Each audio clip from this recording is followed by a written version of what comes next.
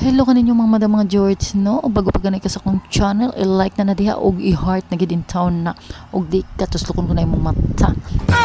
Pero bitaw, welcome to Lawag City. Naabot gid in town ta sa Lawag no. Sa sige na kog tan-aw diri, hapit na ko malivat. Unya nakita ko aning famous nila nga sinking bell of St. William Cathedral. Grabe no, it is believed that the historic tower is sinking at a rate of 1 inch a year. So no one is sure about it. Char, may rapod, uy, namoy natutunan na ako ba? Oh. Sana all.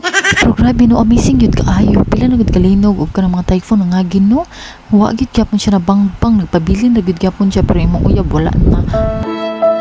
Nya nalamot naman tag Ilocos Norte Capital no.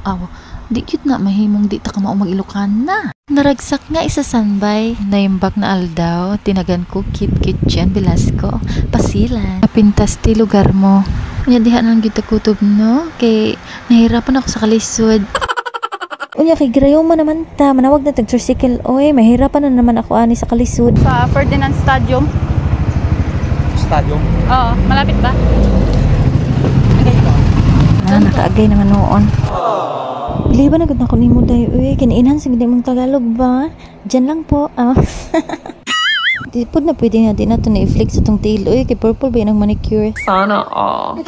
Mayra pud nga nag-tricycle tano kay kabudlay man mag-hike uy, inilaging idra na ta di na ta pwede mag-hike kay nga atong arthritis rayuma unsa pa na diha. At ito na nga ang Ferdinand E. Marcos Stadium. Grabe no, kadako ba di ay uy. Don't forget to follow and share. Bye.